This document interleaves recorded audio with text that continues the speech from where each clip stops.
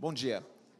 Queria primeiro, antes de começar a apresentação, agradecer o convite do CIST e compartilhar com vocês o nosso caso de sucesso dentro da empresa, mas é mais do segmento de um business de movimentação de líquidos no Porto de Santos, onde, no nosso caso, na AGEU, pelo crescimento que eu vou mostrar, nós víamos de uma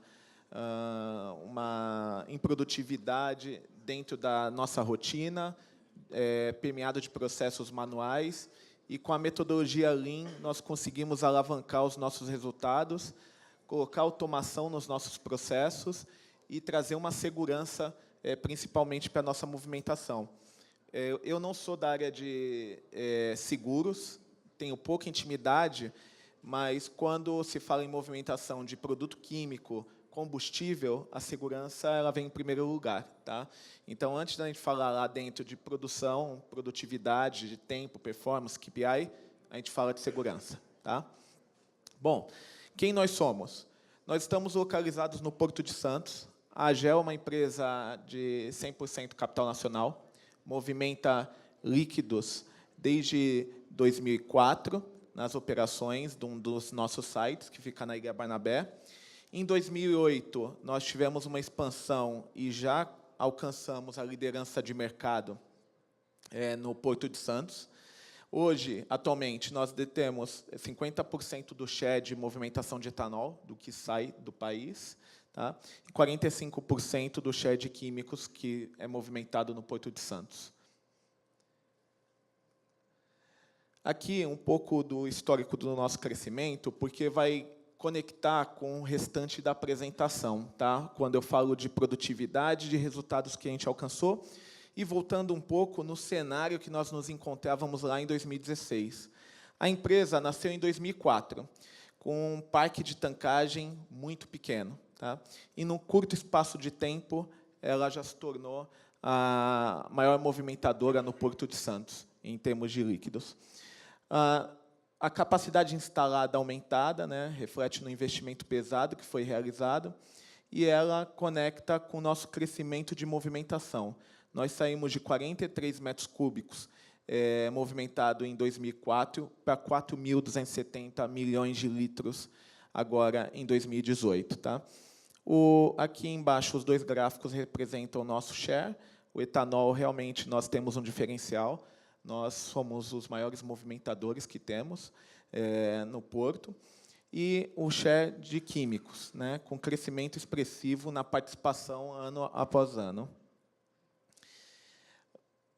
Bom, por que eu estou falando de Lean, ou vou falar de Lean e conectando com a apresentação?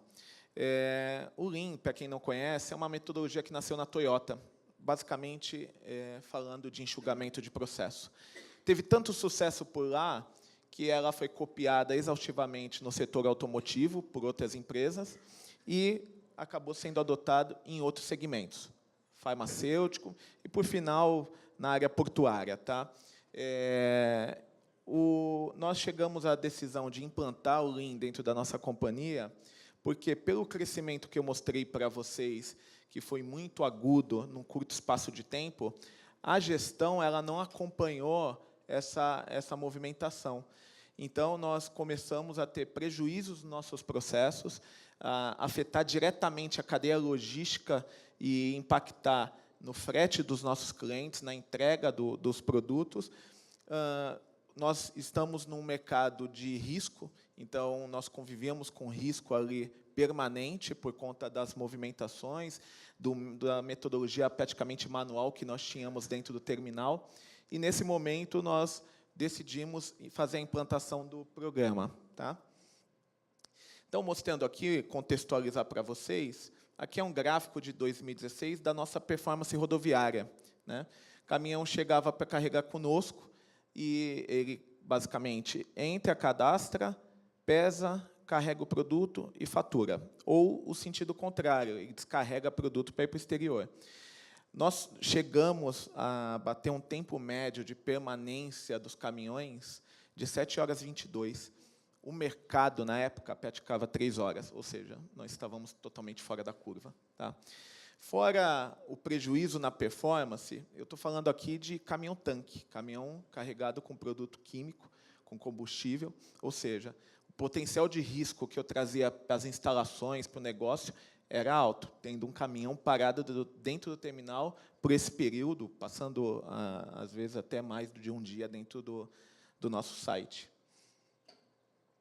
Nós tínhamos uma média de chegada de caminhões muito concentrada, isso porque nós não tínhamos um sistema de agendamento, ou seja, o cliente tinha uma demanda, mandava a quantidade que ele bem entendia de caminhões. Né? A relação entre demanda e a capacidade dos nossos ativos estava totalmente desconectada, isso incluindo o headcount. Um pouco também do aspecto cultural da companhia. Né? E a gente encara até com muita maturidade e naturalidade de uma empresa que cresceu muito rápido. Na literatura a gente vê isso, nós encontramos outros exemplos de caso. Né?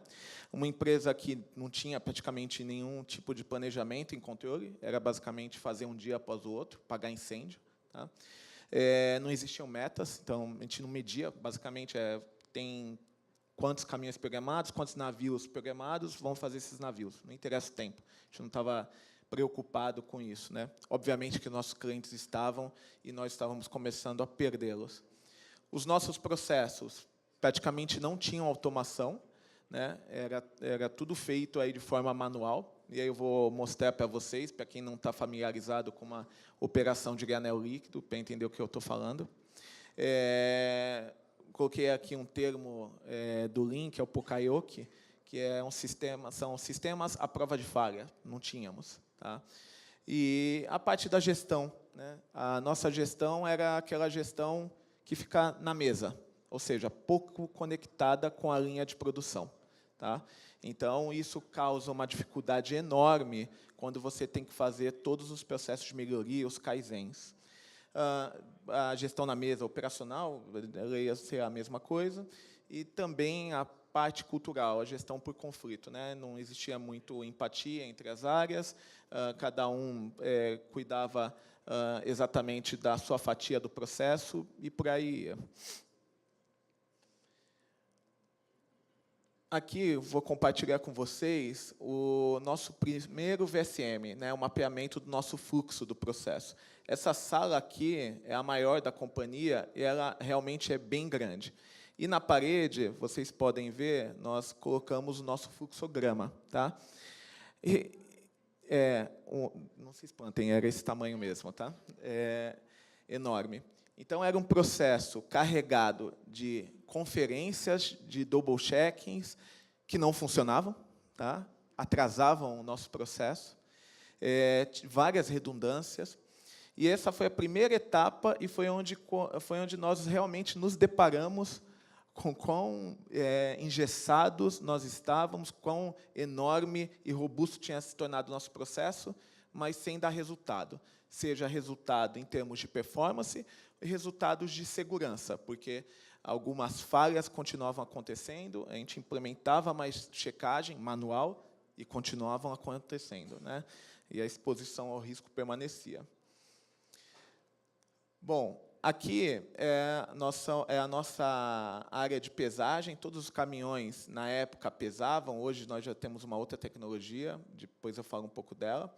Mas aqui é mais para sintetizar e mostrar a nossa falta de gestão visual, que a gente fala muito no Lean. Né? O processo tem que ser intuitivo, ele tem que acontecer de forma orgânica, sem muito estresse. Então, os motoristas, era normal fazer inversão de pesagem, consequentemente, a destinação dele para uma baía de carregamento ela era invertida, e aí mora um perigo, porque nós armazenamos produtos que têm um certo grau de incompatibilidade.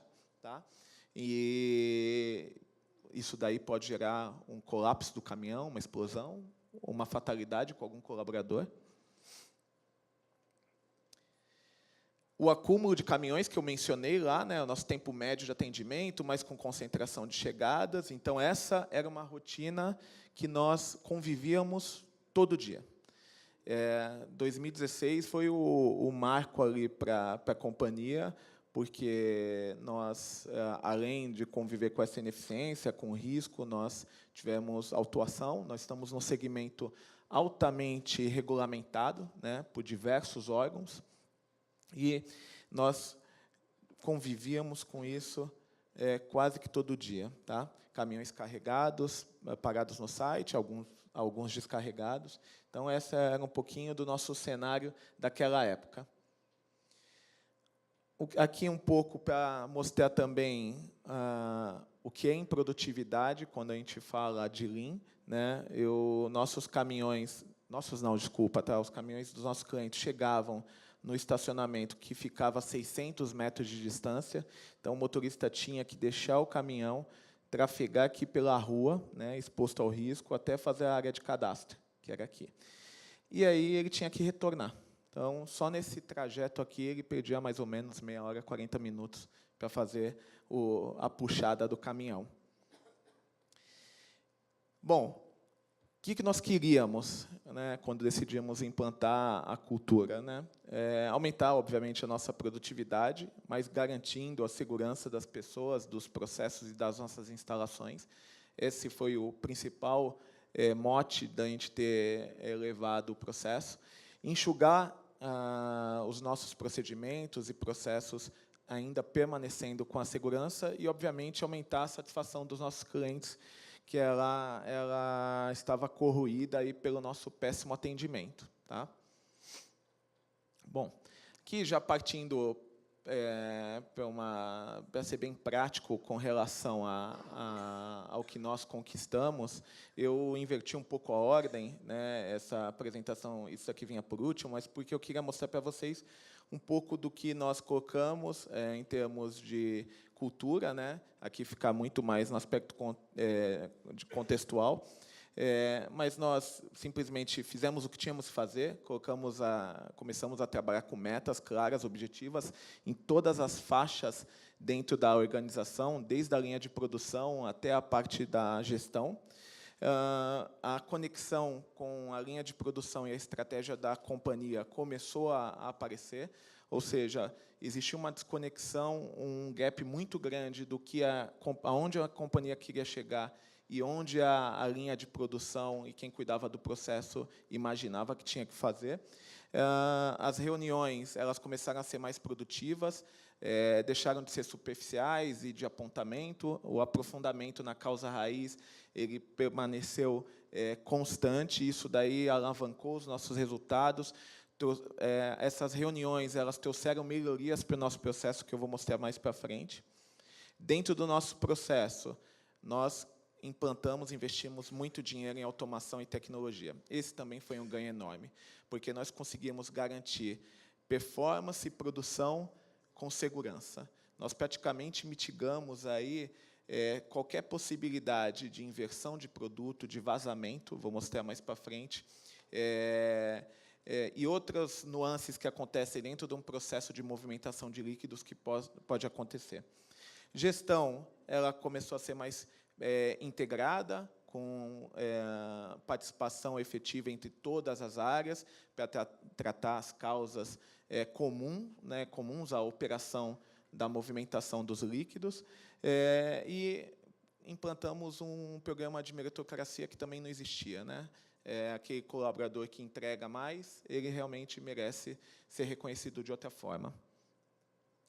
Bom, falando de tecnologia, esse daqui é a nossa menina dos olhos, e não só nossa, da companhia, mas de todo órgão que nos fiscaliza. Tá? Aqui é uma sala de controle, eu vou dar um zoom nela, mas é aqui que fica toda a nossa parte de instrumentação do terminal e controle. Com essa instalação dessa área... Ops, fiz alguma coisa aqui que deu um zoom. Ah, foi? Tá. Com investimento em instrumentação, nós começamos a ter um controle mais efetivo e autônomo dos processos de armazenamento de alguns produtos críticos. Nós armazenamos produtos que têm controle de temperatura, seja temperatura mais elevada ou temperatura mais baixa. Né? Esse controle ele passou a ser autônomo e alertar toda a cadeia de gerência e diretoria, dependendo do nível crítico do processo, quando algum indicador aqui sai da meta estabelecida ou do que se pretende. Tá? Então, aqui é só mostrando para vocês um pouco do nosso circuito, né? Para muitos de vocês talvez não seja habitual, mas aqui é como se fosse o retrato do nosso tanque de armazenamento. Tá? E aqui é uma fonte de circulação do produto. Esse caso especial é um produto que precisa manter uma temperatura baixa, tá?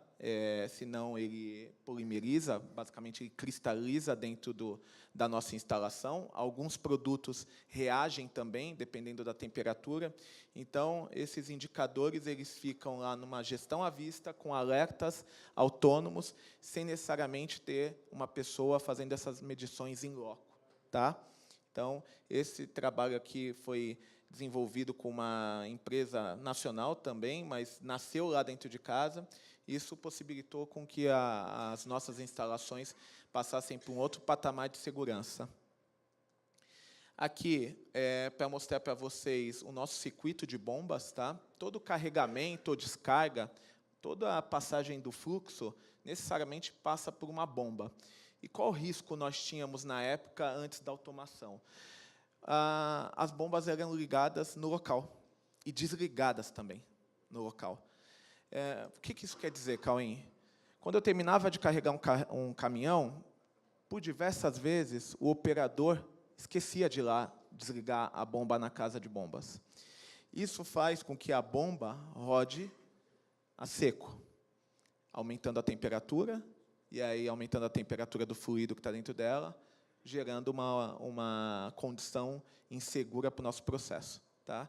Então, nós investimos pesado. Hoje, quando uma operação termina e a bomba não é desligada, ela já aparece um alerta aqui para a sala de controle para fazer o desligamento dela. Ou, se terminou o processo ou finalizou a passagem de fluido por terminar o produto dentro do tanque, ele também alerta, depois de alguns minutos, quando a bomba começa a rodar a seco. Aqui, também um avanço nas nossas plataformas de carregamento. Né? Quando eu mostrei a balança como ponto de inversão, essa inversão também podia acontecer em outra etapa do nosso processo, que era no check-in, e com a automação isso foi mitigado. Por quê? Existe uma programação interna que não permite mais acionamento de baias de carregamento que não estejam alinhadas com aquele produto. Ou seja, um cliente A que carrega um determinado produto, ele está alocado numa ilha específica. Se o direcionamento for incorreto, a minha bomba não é acionada. Então, aqui a gente conseguiu preservar totalmente o carregamento e a incompatibilidade. Um resquício que seja de um produto, um ácido, por exemplo, dentro de um caminhão, e eu coloco esse caminhão para carregar numa ilha que seja de base, uma soda cáustica, eu posso explodir um caminhão num estalar de dedos. Então, nós conseguimos mitigar completamente o nosso sistema. Quando falar, né, aqui o maior público é de seguros, né, isso, quando a gente vai sentar para negociar, nós demonstramos todo o nosso processo. Né, nós levamos para dentro de casa as equipes, né, as seguradoras, para realmente não só demonstrar o processo, mas demonstrar toda a nossa instalação. Aqui, falando do nosso processo marítimo. Os navios tanques, eles param no nosso pier ou no cais público e eles operam por mangueira. Né? Não vai dar para ver aqui, está um pouco distante, mas são mangueiras mesmo, de 6, 8 polegadas, que são conectadas no navio e em terra. Tá? Qual que é o risco aqui dessa operação? Aqui é o Canal de Santos. Aqui passam navios de grande porte, tá? Ao lado desse navio. O Canal de Santos ele é estreito, para quem não sabe. Ele só tem um navio, se ele está passando num sentido, o outro não passa no sentido contrário. E o que acontecia no passado, e que foi melhorado, era, dependendo da velocidade que ele passa, ele consegue deslocar o navio que está aqui atracado. Tá? E qual que é o maior risco quando isso acontece? O rompimento da mangueira. Tá? Se a mangueira rompe, ele está bombeando, vai vazar o produto para o mar, que é o maior risco que nós temos, e a maior dor de cabeça para quem opera líquidos é ter um produto, um derrame em mar. Tá? A empresa, também com base nas metodologias que nós tivemos no Lean, na conversa da equipe, aproximando engenharia com a equipe de produção, nós conseguimos chegar num equipamento que é uma espécie de bloqueador, onde, dependendo da pressão e da ruptura que ele tem, ele trava tanto a conexão do que está no navio, quanto a que está em terra, automaticamente. Então, ou seja, a mitigação foi completa em termos de algum desastre ambiental provocado por derrame. Tá? O cadastro que eu tinha mostrado para vocês aqui é para mostrar um pouco mais de produção mesmo, né? Então era um pouco lógico. E quando a gente fala de Lean, e nós temos a consultoria entrando conosco, no início causa um pouco de revolta, porque as coisas são tão óbvias e a gente acaba não levando em consideração que o simples fato de pensar em ter um ponto de cadastro do lado do estacionamento, ele não passa pela tua cabeça. Seja porque você está atendendo uma bagunça generalizada, não tem tempo, você entra dentro de uma rotina da roda viva que te consome, tá? Seja por não considerar alguns fatores simples, que é o que a gente aprende com a metodologia, a simplificação total do processo, né? Quando nós implantamos isso daqui, além de fazer mais próximo e com mais janelas, nós tivemos um ganho espetacular em termos de atendimento. Para vocês terem ideia, nosso tempo aqui do cadastro até efetivo carregamento do caminhão era de 1 hora. Ele caiu para 25 minutos. Tá? Então, com uma simples ação, nós conseguimos reduzir um tempo acessório que não era o bombeio do caminhão, que para a gente não faz o menor sentido gastar energia com isso. O agendamento, nós começamos a fazer ele de forma autônoma, e a verificação dele. Antigamente, nós tínhamos um colaborador que ficava com uma lista fazendo verificações, né? E aí implantamos um sistema eletrônico, saiu de 5 minutos para 30 segundos. Por 5 minutos para 30 minutos, 5 minutos já não estava bom, é o que nós começamos a trabalhar com a metodologia, né? Cada minuto é importante dentro do nosso processo.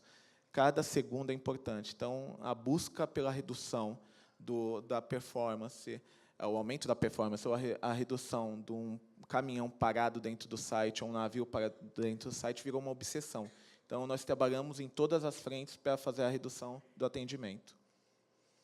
Aqui, a gestão visual, né, mostrar para vocês, um pouco também parecia óbvio para os consultores, mas para a gente não. Então, isso daqui fez com que, além da gente não perder tempo com a destinação dos motoristas, a parte também de inversão de pesagem, aí não mais de inversão de produto, ela também foi mitigada, porque um caminhão ele pesa 2 vezes no terminal, então, se ele tem uma inversão, você tem um prejuízo, você manda mais produto do que você está faturando, e isso gera uma exposição, porque você tem um estoque que não é seu, você trabalha com estoque de terceiros, então o cliente armazena 1.000, espera receber 1.000, e no final de um determinado período a gente armazenava 1.000, pelas inversões eu tinha 900, e aí eu tinha que explicar a falta de 100, né?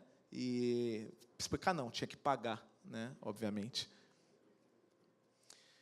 A nossa gestão, isso aqui foi um fator fundamental para criar consciência dos KPIs dentro das equipes, e é uma reunião que acontece todo dia, de pé, 15 minutos, para discutir indicadores de segurança e de produção. E qual que é o grande objetivo e o mote do GD, né, do gerenciamento diário? Uma vez estabelecido as metas e combinado as expectativas, nós temos que chegar naquele resultado. E quando não acontece? Tem que ter plano de ação. E tem que ser tratado até o dia seguinte. Essa rotina não existia. Então, quando nós não conseguíamos performar, ou quando acontecia algum incidente que trazia prejuízo à segurança, nós só íamos tratar isso no final do mês. Aí, no final do mês, na verdade, eu estava com uma série de eventos acumulados, com risco que estava lá permanente dentro do meu processo, e eu não dava a tratativa adequada. Outro fator que nós aprendemos dentro do Lean, que é o trabalho padronizado, a esse sim não fala de performance. Aqui é segurança na veia. Eu trouxe só um demonstrativo do carregamento de caminhões, né? Mas nós temos um outro diagrama de trabalho padronizado para a operação marítima e todas as manobras e processos que nós temos dentro do terminal. O que isso significa? Bom, basicamente é mostrar de forma visual e aderente para os colaboradores o que se espera dele em cada processo, né? Não só no circuito que ele vai percorrer dentro daquela atividade, mas como as atividades que ele tem que realizar e o tempo que ele tem que realizar. Essa é uma leitura, né? As empresas, a maior parte das empresas aqui tem ISO, né? E a ISO ela traz as instruções de trabalho. Só que a instrução de trabalho acaba sendo um relato escrito do que é a atividade. Não conecta visualmente com a atividade, não conecta com a performance e com as expectativas. Esse processo, a gente sempre diz que é um processo de suporte à gestão. Ou seja, o gestor está na área, o coordenador está na área, esse painel ele fica visível em todas as praças de produção e ele consegue visualmente fazer as verificações do que os colaboradores estão fazendo. Num carregamento rodoviário, por exemplo, é fundamental que o colaborador faça o aterramento do caminhão, por conta da estática. Tá? E, antigamente, isso daí era feito na integração, o treinamento, só que o colaborador ia para a prática, ninguém verificava, né? Então, ou seja, você tem exposição. No carregamento rodoviário, você tem também medidas de segurança para evitar transbordamento, que são equipamentos que ficam na boca de visita superior. Tá, quando é que você faz isso, como você posiciona e como você verifica. Tá? E mostrando para vocês o resultado prático da implantação, isso em um ano que nós colocamos o Lean, tá? Dentro da companhia. No Performance Marítima, nós conseguimos alavancar a nossa produção em 24%, movimentando aí 549 mil metros cúbicos a mais de produto do que nós tínhamos feito antes da metodologia. Tá? Obviamente, tem uma condição de mercado, mas, se nós não estivéssemos preparados para atender a demanda, nós não tínhamos conseguido fazer volume e fechar novos contratos. Na performance rodoviária, no primeiro trecho de implantação do sistema, nós reduzimos em 1h30 o tempo de atendimento e fizemos 10 mil caminhões a mais em um ano. É muita coisa. É fazer mais com menos tempo, né? É produtividade na veia. Aqui, aqui era o cenário de importação. O cenário de exportação, ele teve uma queda, mas não foi uma queda por perda de contrato, foi uma queda pela condição de mercado mesmo. O etanol, que é o nosso carro-chefe, ele teve uma queda na exportação para o exterior, principalmente nesse período aqui, por conta da safra do milho dos Estados Unidos. Consequentemente, a minha descarga também caiu, mas nós conseguimos reduzir e trabalhar em cima da nossa performance de atendimento, também com resultado aqui de redução em 2h40, para ser bem específico. Em resultado, falando de pessoal, o Lean, nós não falamos de desligamento de pessoas, né? É a primeira coisa que é falado, mas, dependendo da condição da companhia, ela vai acabar acontecendo. Ou você vai aproveitar os colaboradores em outras áreas, ou você elimina desperdício. Eu mostrei para vocês o quanto nós fizemos em termos de resultado, maiores volumes e tempo, e isso tudo aqui com uma redução num único setor de 20 pessoas, 19, né? E redução também de hora extra, que é um ponto importante para a gente, porque não adiantava eu reduzir aqui, né, o meu custo com o pessoal pelo enxugamento, mas alavancar aqui meu resultado em termos de pessoal, né, de hora extra. Então, essa redução nos trouxe um saving aqui de 800 mil. Pagou o contrato em 2 anos do que nós tínhamos implementado do Lean naquele ano, tá, de 2016. Só essa redução. Nós tivemos outros resultados que pagaram aí o projeto por uns 10 anos. Tá? Em termos de processo e próximos passos dentro da metodologia e da filosofia, nós buscamos cada vez mais o amadurecimento da nossa equipe em termos de comportamento crítico com relação à segurança. E quando a gente fala do Lean, a gente está falando de cultura, de pessoal, nós estamos falando de gente, né? E por mais que nós façamos investimento em tecnologia, como a gente fez, como a gente investe em processo, em metodologia, nós ainda vamos ter pessoal, tá? Vamos ter gente, isso a gente não vai fugir nunca.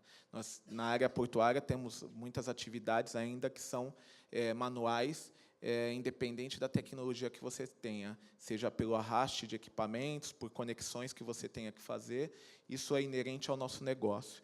E, para isso, nós começamos um trabalho de transição para sair do simples projeto, que estava concentrado num grupo de 50 pessoas, né? E isso daí é natural em qualquer implementação do Lean, né? Você tem o apoio maciço aqui da consultoria externa, e o foco está simplesmente em desenvolver o conceito na cabeça das pessoas.